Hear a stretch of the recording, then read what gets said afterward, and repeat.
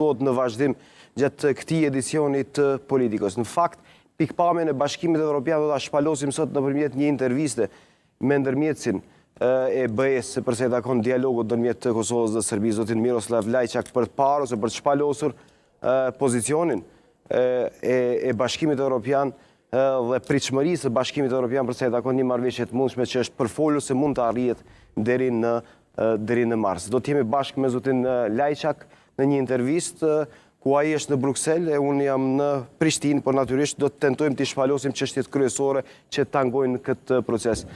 Mr. Lajçak, thank you for your time and thank you for being with us in Channel 10. Thank you for inviting me. It's a pleasure for me to be with you. Mr. Lajçak, how important is the agreement reached between Kosovo and Serbia, the last agreement, specifically between Mr. Bislimi and Mr. Petković? The agreement is very important for two reasons. First of all, we have worked for the last 5 months under permanent deadlines. We were always faced with a deadline which threatened to bear very serious consequences with regard to the stability and security on the ground. There was a deadline of August 1st, then September 1st, then November 1st, and then November 21st. So it absorbed enormous amount of our time and our energy to make sure that we maintain the calmness on the ground, particularly in the north of Kosovo. And of course, it was impossible to focus on other issues, and particularly the most important issue, which is normalization of relations. So that's why, with this agreement of the 23rd of November, there are no deadlines anymore, and we can focus on bigger picture. And the parties agreed in this deal that we reached on last Wednesday night that they will avoid further escalation, and as a matter of urgency, will focus on the normalization of the relations based on the proposal that I presented to Prime Minister Kurti and President Vučić in September with strong support by representatives of Germany and France. So that's why it is a very important agreement. Mr. Lajçak, who was the most constructive side, Kosovo or Serbia? I'm speaking about the last agreement. You know, it takes two to tango, and it takes two parties to have an agreement. And I praised in my tweet both of my interlocutors, Mr. Bislimi and Mr. Petković, for being constructive. If one party was not constructive, there would be no agreement. I would also say that it was, we spent some 8 hours here in Brussels to reach the agreement. And only 2 days earlier, on Monday, there was another meeting that lasted 8 hours, which was chaired by Mr. Borrell. I was in the meeting, and President Vučić and Prime Minister Kurti, and unfortunately that meeting did not produce results, and it looked like we might really go into a serious crisis. And then Kosovo side proposed 48 hours extension. Yes. And we knew last Wednesday that if there is no agreement, then there will be very negative things happening on the ground. So I think the understanding that it's now, or that this is the very last chance, really helped that parties were very serious and committed, and I can only repeat that both parties were constructive, otherwise there would be no deal. Another question about the last meeting between Prime Minister Kurti and Mr. Borrell. We all saw the positioning of Mr. Borrell and his language. Any hard feelings between Mr. Borrell and Mr. Kurti, Mr. Lajçak? I don't think this is about hard feelings. The fact is that this was already the second crisis management meeting that Mr. Borrell was chairing. The first one took place on 18th of August, and again dedicated to the issue of license plates and ID cards. Then we sorted out the ID cards issue later, before the end of August, and this time license plates again. So Mr. Borrell, of course, would like to invite the leaders to speak about normalization, about big issues, and he is forced to address the issues of crisis management.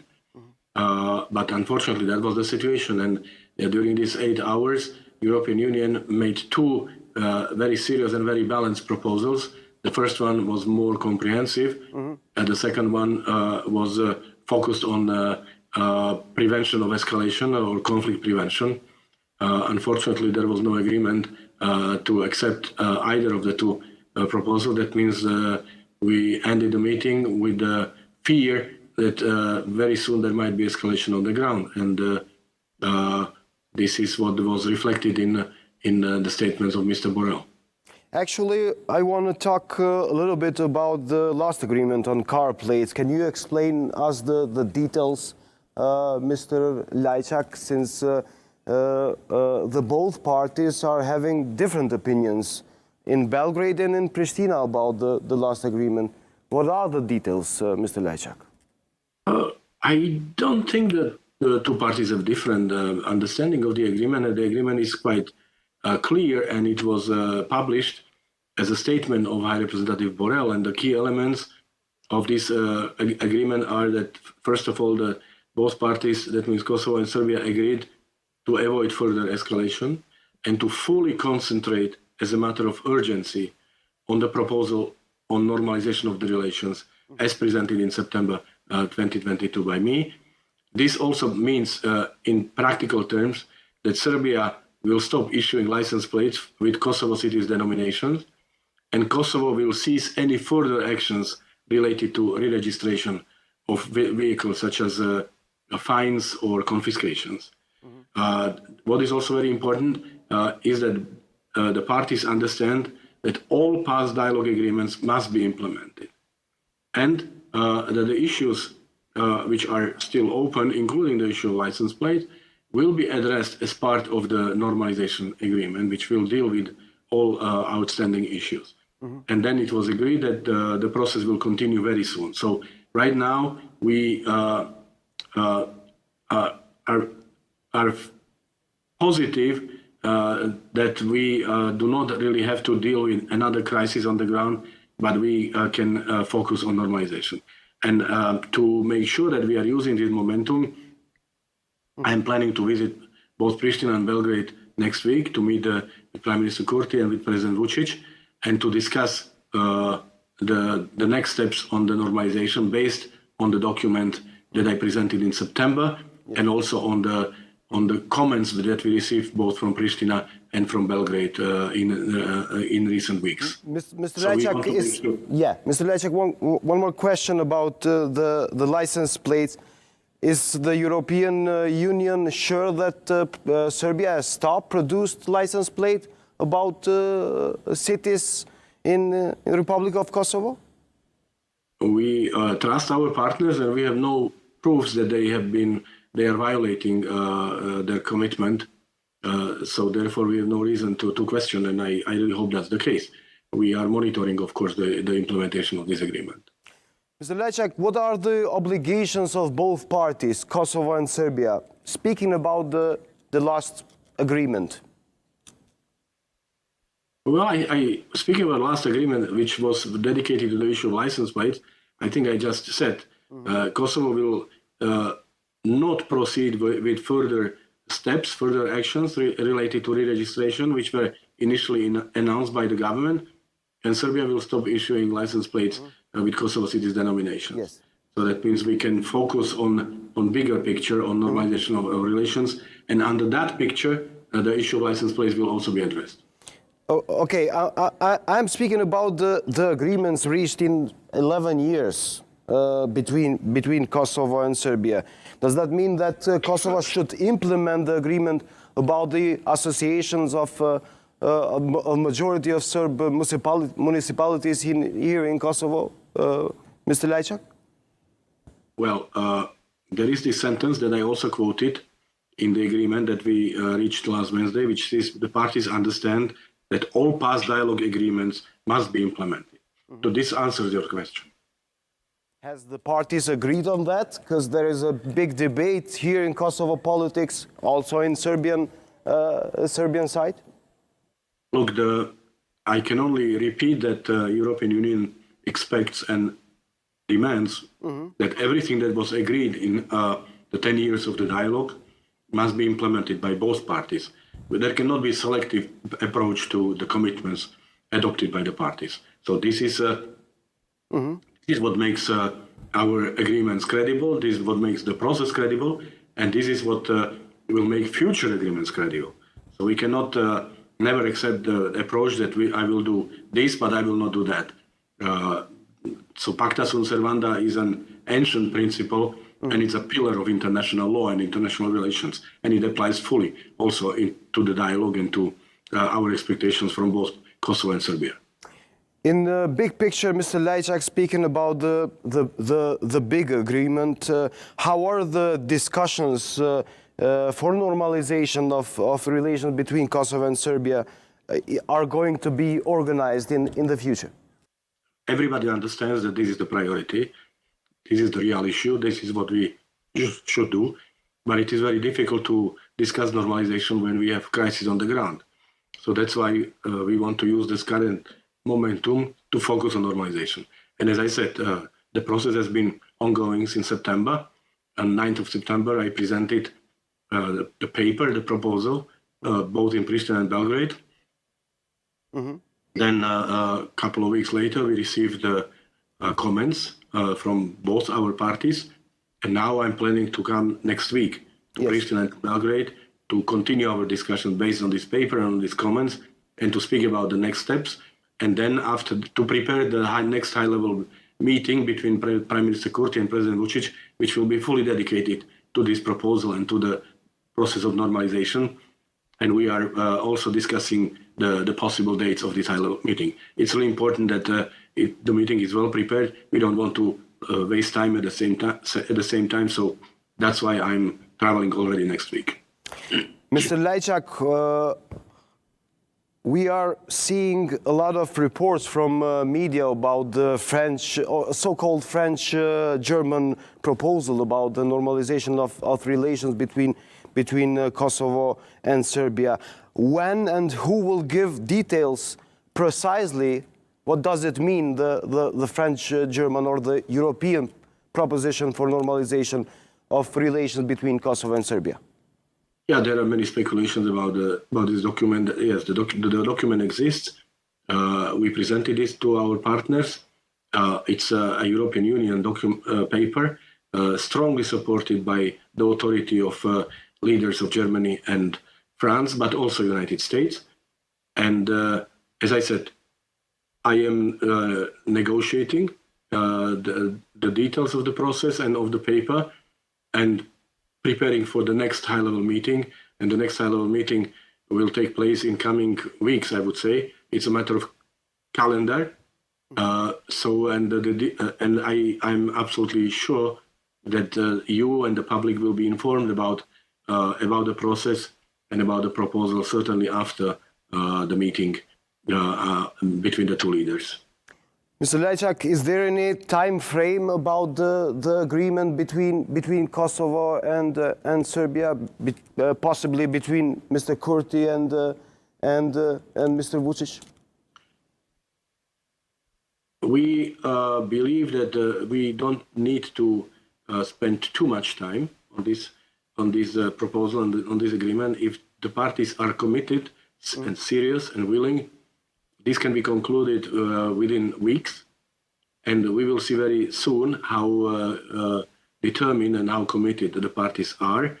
What is also said in the agreement that we reached last Wednesday was that we, the European Union, will present the results of this process to the next special global normalization with Kosovo and the next Chapter 35 for Serbia, which are the formats for the European Union to inform the member states about the progress in the dialogue, separately for Kosovo and separately for Serbia.